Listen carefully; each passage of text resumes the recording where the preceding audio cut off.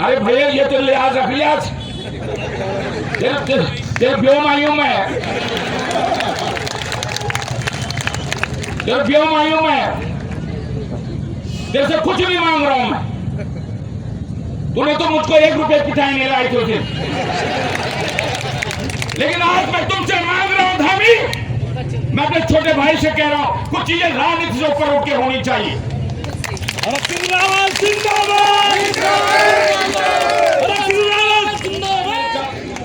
Doon medical college भी उपनल के कर्मचारियों के बलबूते पर चला।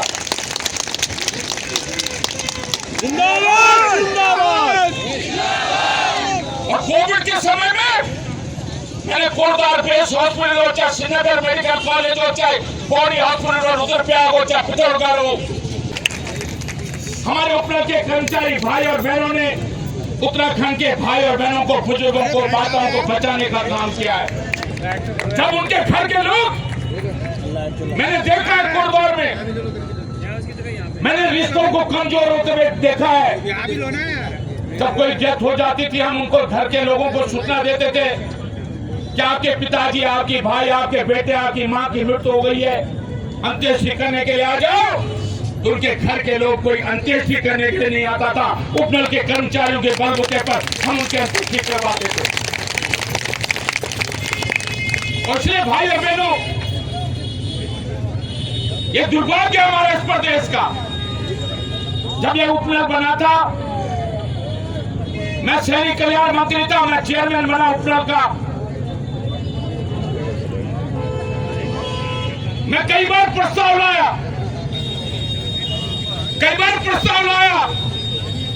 विजय बाबू ने, मुख्यमंत्री थे, मैंने विजय बाबू को सहमत करा दिया कि उपनल के कर्मचारियों को नियमित किया जाएगा। राकेश शर्मा वित्त सचिव थे, मैंने उनके दस्तखत करा लिए, चीफ सेक्रेटरी को सहमत करा दिया।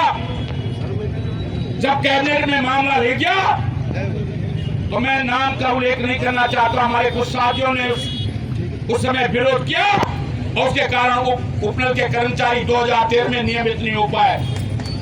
जब मैं पिछली भाजपा सरकार में मंत्री था, गणेश जोशी ने मुझसे कहा, रावत जी, इस उपनल के कर्मचारियों का मामला कैबिनेट में लाओ। मैं कैबिनेट में लाया, मेरी अध्यक्षता में कमेटी बनी, गणेश जोशी भी उसमें मेंबर थे, गणेश जोशी को भी मैंने मेंबर बनाया और मेरी कमेटी ने निर्णय लिया कि उपनल के कर्मचारियों को नियमित करने का निर्णय यह कमेटी करती है।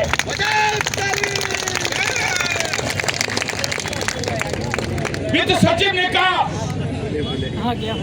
अमित नेगी ने कहा, वित्त सचिव ने कि सर जब पद नहीं क्या होगा। मैंने जिस तरह मृतक आश्रित के लिए जब नौकरियां दी जाती हैं, पद नहीं होता है तो अलग से पद सृजित कर दिया जाता है, और जिस दिन वो कर्मचारी रिटायर होता, जैसे गोदियाल जी कह रहे थे, जिस दिन वो कर्मचारी रिटायर होगा, उस दिन उसके साथ ही वो पद समाप्त हो जाएगा। और इसलिए अरे अब तो आपके पास मौका था, अब तो आपके पास मौका था। मैं आप सबसे एक निवेदन जरूर करना चाहता हूं, हरीश भाई के समय में भी सर्वे रोड के एक वेटिंग पॉइंट में आप लोगों का बड़ा कार्यक्रम था, उस दिन नियमित हो जाते आप लोग, लेकिन कुछ गलतियां आप जोश में कर दे तो हरीश रावत के ज्यादा नारे लगा दिए उस दिन आप लोगों ने। सही बात बता रहा हूं मैं, जिन्होंने मेरे ज्यादा नारे नहीं लगाए होते, ये नियमित होते, मुझे लग गया था, मैंने कहा मामला खटाई में पड़ जाएगा।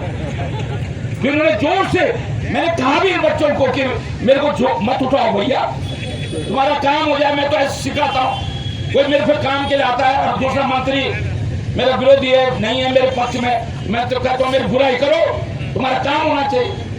मैंने उस दिन इनको मना किया, मेरे को मत उठाओ, जोर से मत उठाओ। इन्होंने मुझे ऊपर उठा के ले गए, तो मैं समझ गया था इनका मामला होने वाला नहीं। जैसे लाल धाम सड़क के लिए 70% सड़क मैंने कोटद्वार के लिए बना दी। त्रिवेंद्र रावत के साथ में हेलीकॉप्टर में कोटद्वार जा रहा था, तो मैंने तो अच्छे के लिए बोला, मैंने कहा तिरंगे भाई ये सड़क मैंने 70% बना ली है, केवल 30% रह गई है, बस निराश बात हुई। वही उन्होंने सोचा अगर ये सड़क बन जाएगी, इतिहास पुरुष बन जाएगा हरक सिंह रावत, लाल डांग चिलक गढ़वाल कुमाऊं को जोड़ने वाली सड़क हरक सिंह रावत ने बना दी। उसी दिन चीफ सेक्रेटरी कह के ओम प्रकाश कह के वो सड़क पे काम रोकने का आदेश हो गया। तो मैं तो धामी से कह रहा हूं, धामी सैनिक का बेटा है, मैं भी सैनिक का बेटा हूं। मैं तो शादी में भी गया धामी की। मैं पिथौरागढ़ दौरे पे था, मैं विपक्ष का नेता था, मैं पिथौरागढ़ दौरे पे था, बेरीनाथ दौरे पे था, मैंने सारे दौरे छोड़कर मैं खटिमा उसकी शादी में गया। अरे भैया ये तो लिहाज रख लिया, तेरे व्योम आयु में, तेरे व्योम आयु में, तेरे से कुछ नहीं मांग रहा हूं मैं। तूने तो मुझको 1 रुपए पिटाई नहीं लाई थी, लेकिन आज मैं तुमसे मांग रहा हूं धामी, मैं अपने छोटे भाई से कह रहा हूं कुछ चीजें राजनीति से ऊपर उठ के होनी चाहिए।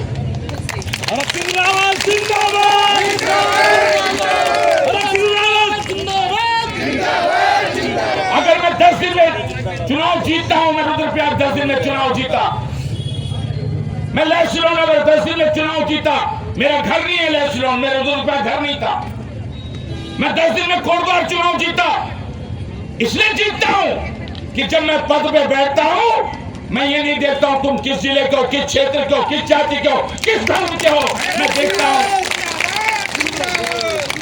हूं तुम्हारी समस्या क्या है, मैं तुम्हारी समस्या को हल कर सकता हूं या नहीं कर सकता हूं, मैं ये देखता हूं। तो मैं धामी जी विदाई तो तुम्हारी तय है, धामी की विदाई तो तय है। और मैंने तो संकल्प लिया था कांग्रेस भवन में माला नहीं पहनूंगा, आज मुझको कांग्रेस ने जिम्मेदारी दी, बहुत सारे लोग आए माला पहनाने तक, मैंने कहा भाई मैं माला नहीं पहनूंगा।